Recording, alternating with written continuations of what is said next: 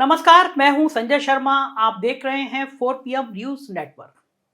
बात करेंगे आज प्रधानमंत्री नरेंद्र मोदी जी की। और मैं समझ नहीं पा रहा कि प्रधानमंत्री जी की बात उनके नेता समझने को तैयार नहीं है या प्रधानमंत्री जी समझाना नहीं चाहते। वसीम बरेलवी का एक शेर है, वो झूठ बोल रहा था बड़े सलीके से, वो झूठ बोल रहा था बड़े सलीके से, मैं एतवार ना करता तो भला और क्या करता। प्रधानमंत्री जी के लिए नहीं कह रहा हूं मैं उनका सम्मान करता हूं, देश के प्रधानमंत्री हैं। वो झूठ बोले या सच बोले, ये फैसला आपको करना है, उनकी बातें सुनना है। मैं बस तथ्य रख रहा हूं। मुझे शेर याद आया तो मैंने शेर पढ़ दिया। दरअसल भारतीय जनता पार्टी की जो नेशनल एग्जीक्यूटिव कमेटी थी, इसको राष्ट्रीय कार्यकारिणी कहते हैं, उसकी बैठक खत्म हो गई। नड्डा साहब, सबको उम्मीद थी कि भाई हिमाचल हारे हैं तो नड्डा साहब को पैदल कर दिया जाएगा, लेकिन उन्हें लोकसभा चुनाव तक अध्यक्ष बने रहने के लिए एक्सटेंशन मिल गया। मगर इस कार्यकारिणी में एक इंपॉर्टेंट बात है, प्रधानमंत्री जी को लगा कि ये जो माहौल बन रहा है, खास तौर से पठान मूवी को लेकर जो क्रांति की उनके मध्य प्रदेश के गृह मंत्री नरोत्तम मिश्रा ने, प्रज्ञा ठाकुर ने, इस तरह के तमाम लोगों ने, कई साध्वी संत, इनको लगता नहीं है, मुझे तो बड़ी, एक साध्वी प्राची सिंह या कोई ऐसी नाम है, सुबह उठती हैं तो वो बस सुबह उठते ही वो पठान पठान पठान। तो राफेल है, राफेल गांधी, उसने ट्वीट किया कि जो साधु संत होते हैं वो सुबह उठ के भगवान का नाम लेते हैं, हरि का नाम लेते हैं, आप सुबह उठती पठान पठान की जाप करने लगती हो। तो इस तरह के जो लोग थे जिनको बीजेपी के बड़े बड़े नेता फॉलो करते थे, पठान के पीछे लग गए। और पिक्चर अभी आई नहीं है, पिक्चर अभी आनी है, लेकिन दुबई में जो उसका माहौल बना है, जो उसके टावर पे उसके प्रोमो हुआ, जो उसके गाने के ब्रांडिंग के पूरे अंतरराष्ट्रीय स्तर पे शाहरुख खान और पठान छा गए। तब समझ में आया, भारतीय जनता पार्टी के बड़े नेताओं को नब्ज समझ में आई कि देश अब चाह क्या रहा है। तो आज मैं बात करूंगा कि प्रधानमंत्री नरेंद्र मोदी जी को अपनी पार्टी के जनाधार को मुसलमानों तक एक्सटेंशन करने की क्या सोची, इसे आज के माहौल में समझना बहुत जरूरी हो जाता है। दरअसल मंगलवार को दिल्ली की कार्यकारिणी में बोलते हुए प्रधानमंत्री जी ने सबको हैरान कर दिया। चौंका तो देती हैं वो, कई कई बार चौंका देती हैं।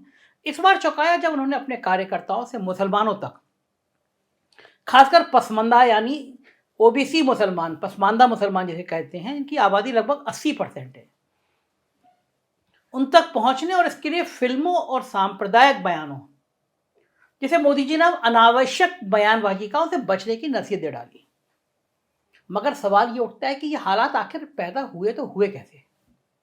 क्यों मुसलमानों को जरूरत मोदी जी को पड़ने लगी? क्यों लगने लगा मुसलमान इंपॉर्टेंट है? आइए मैं आपको आज अलग अलग तरीकों से समझाने की कोशिश करता हूं।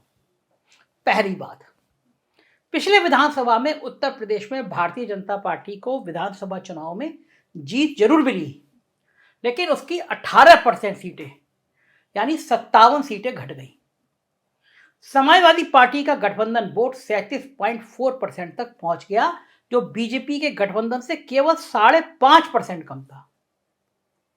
यूपी चुनाव के बाद अग्निपथ स्कीम को लेकर बवाल हुआ, भयंकर बवाल हुआ, और इस बवाल का असर यह दिखा कि जिस जाट समुदाय को, जिस जाट समाज को अपने जाट रेजिमेंट पर नाचता, उस समाज में मुजफ्फरनगर दंगों से पैदा हुआ भारतीय जनता पार्टी का प्यार, उनका प्रेम बिखर गया। खतौली के उपचुनाव में तो गुर्जर समाज भी विपक्ष के साथ खड़ा होकर भविष्य का टेलर दिखा गया कि अगर हम नाराज होंगे तो नतीजे होंगे क्या। भारत जोड़ो यात्रा में राजस्थान, हरियाणा, यूपी में जाट युवाओं ने इतना जबरदस्त उत्साह दिखाया कि जयंत चौधरी को भी अपने वर्कर्स को राहुल गांधी की यात्रा की अगवानी करने का कहना पड़ गया कि हाँ आप जाइए, स्वागत करिए। राहुल गांधी ने भी मौके पर चौका मार दिया और ऐलान कर दिया कि यदि केंद्र में हमारी सरकार बनी, हमारी सहयोगी सरकार बनी, तो सभी अग्निवीरों को परमानेंट कर दिया जाएगा। नौजवानों में खुशी लहर दौड़ गई। अब ऐसे में यदि गाजियाबाद के गुर्जर समुदाय से आने वाले सचिन पायलट भविष्य में जयपुर में सीएम की कुर्सी पर आसीन होते हैं, तो सोच लीजिए क्या होगा। राहुल, जयंत, हुड्डा, पायलट की चौकड़ी, उसके साथ खड़गे जो रावण के बयान को लेकर चर्चा में आ गए, कुमारी शैलजा, खड़गे के साथ कुमारी शैलजा का दलित कार्ड पूर्वी राजस्थान, हरियाणा, वेस्टर्न यूपी, इसने बीजेपी का हाल खराब कर देगा। भाई जाट, गुर्जर, मुसलमान, कुछ दलित, इस समीकरण का इन इलाकों में कोई तोड़ ही नहीं है। इसलिए जब मोदी जी और उनकी सोशल इंजीनियरिंग करने वाली टीम को पसमानदा नाम केवलम के अलावा कोई रास्ता अब नजर नहीं आ रहा। लेकिन यक्ष प्रश्न यही है कि क्या पसमानदा मुसलमान बाबरी मस्जिद के विध्वंस के वक्त गले मिलकर खुशियां मना रहे भारतीय जनता पार्टी के नेताओं की तस्वीर भूल जाएगा? क्या पसमानदा मुस्लिम समाज गुजरात दंगों में गुजरात सरकार की भूमिका को भुला देंगे? क्या पसमानदा मुसलमान अमित शाह जी के उस हालिया बयान को भुला देंगे जिसमें उन्होंने सरेआम कहा था कि 2000 में ऐसे ठीक कर दिया गया कि फिर कभी गुजरात में दंगा नहीं हुआ? या फिर उनका यूपी चुनाव के वक्त का वो बयान कि यूपी वालों मुजफ्फरनगर भूल गए क्या? इस तरह के बयान जिसे भुला देंगे।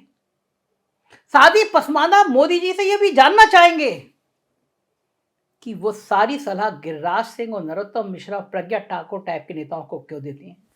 उनके खुद का बयान शाहीन बाग संयोग नहीं प्रयोग है। गुजरात का दंगा न्यूटन का तृतीय गति नियम का पालन था। दंगाइयों की पहचान कपड़ों से होती है। एक पार्टी सेकुलरिज्म के बुरके में छुप जाती है।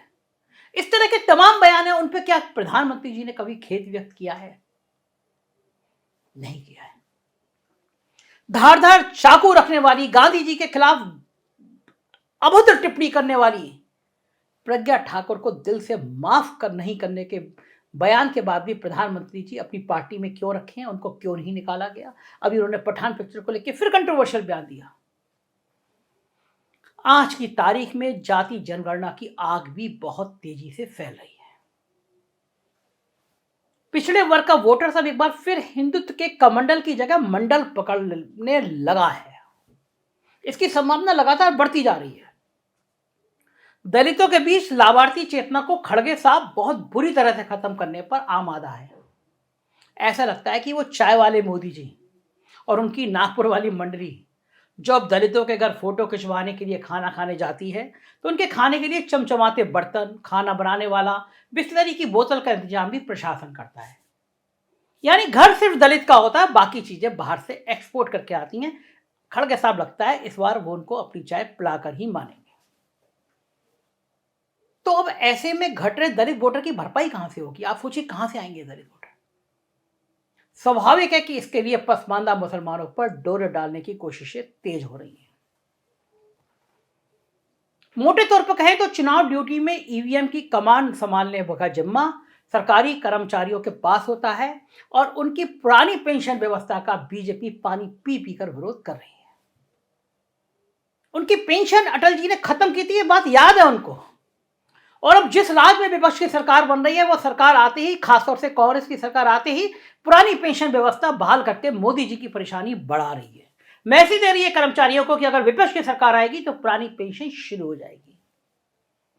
साथ ही जहां भारतीय जनता पार्टी की सरकार है या केंद्र के कर्मचारी सब एंटी बीजेपी होते आ रहे, माहौल बन रहा है। ऐसे में उनकी भरपाई की कोशिशें भी पसमानदा मुस्लिम वोट से मोदी जी करना चाहते हैं। किसानों की एमएसपी गारंटी की मांग को दरकिनार करती हुई आई मोदी सरकार अब किसान वोट की भरपाई भी पसमानदा समाज से करना चाहती है। महंगाई के मुद्दे को भी मुस्लिम सपोर्ट से दबाने की कोशिश हो रही है। लेकिन यक्ष प्रश्न यही है कि क्या पठान फिल्म को लेकर शाहरुख खान पर जो निशाना साधा गया उसका क्या होगा? क्या मोदी जी के कैद भर देने से घाव भर जाएंगे? नुपुर शर्मा के जहरीले बयानों के बाद उन्हें जेल क्यों नहीं भेजा गया? ये सब गंभीर से गंभीर सवाल पसमानदा मुसलमानों के सामने है। और सबसे बड़ा सवाल यह है कि जिस जाति जनगणना का भारतीय जनता पार्टी विरोध कर रही है वही जाति जनगणना पसमानदा मुसलमानों की भी सबसे बड़ी मांग है। इसलिए मोदी जी के ऊपर से पॉलिश की कोशिशों का बहुत ज्यादा नतीजा निकलता हुआ दिख नहीं रहा है। किसान, नौजवान, मुसलमान, ये तीनों कहीं ना कहीं सरकार की आर्थिक नीतियों, सामाजिक विद्वेष के वातावरण से बहुत आहत है। फर्क सिर्फ इतना है कि किसानों और नौजवानों की दिमागी मॉब लिंचिंग हो रही है तो मुसलमानों की शारीरिक मॉब लिंचिंग। ऐसे में मोदी जी का असर क्यों नहीं हो रहा ये आप समझ सकते हैं। तब लगता है कि जब देश का वातावरण ऐसा बन गया, जब विदेशों में ये मैसेज आने लगा कि देश की स्थिति ठीक नहीं है, मैं गया था अभी पिछले दिनों, बंगलौर जा रहा था, फ्लाइट पे एक नौजवान इंजीनियर एक मल्टीनेशनल कंपनी में काम करता है, दुनिया की पहली 10 कंपनियों में से एक है, नौजवान था। मैं बात करने लगा, आजकल मैं बातें करता रहता हूं, इसे लोगों का फीडबैक लगता है।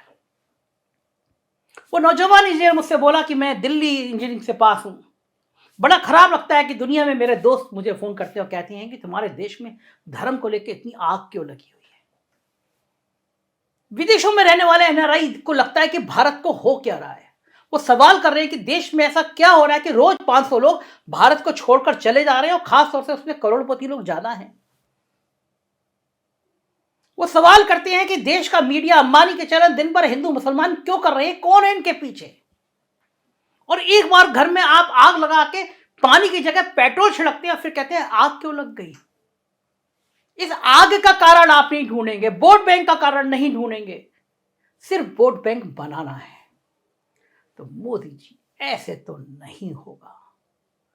अगर आपको दिल से लगता है कि आपके नेता बयान दे रहे हैं, आपको लगता है कि दीपिका पादुकोण की बिकनी में अपना सारा समाज को फोकस कर रहे हैं, आपको लगता है कि दीपिका की बिकनी के रंग में भारतीय जनता पार्टी के नेता उलझ गए हैं, तो आपको एक बार ये करना पड़ेगा कि आपको गिरिराज को, आपको नरोत्तम को, आपको प्रज्ञा ठाकुर को, इस तरह जहरीले जवान बोलने वालों को बाहर का रास्ता दिखाना पड़ेगा, पार्टी से निकालना पड़ेगा, अगर आप दिल से, आपको लगता है कि आप दिल से दुखी हैं। वरना तो ये बातें हैं, इन बातों का क्या। ऐसी बातों की सच्चाई बताता रहेगा 4PM, देखते रहिए। यही वो चैनल है जो ईमानदारी से आपकी अपनी बात कहेगा। उत्तर प्रदेश की खबरें देखना हो तो हमारा दूसरा चैनल 4PM यूपी, बिहार की देखना हो तो 4PM बिहार, और गुजरात की देखना हो तो 4PM गुजरात जरूर देखिएगा। शुक्रिया, थैंक यू।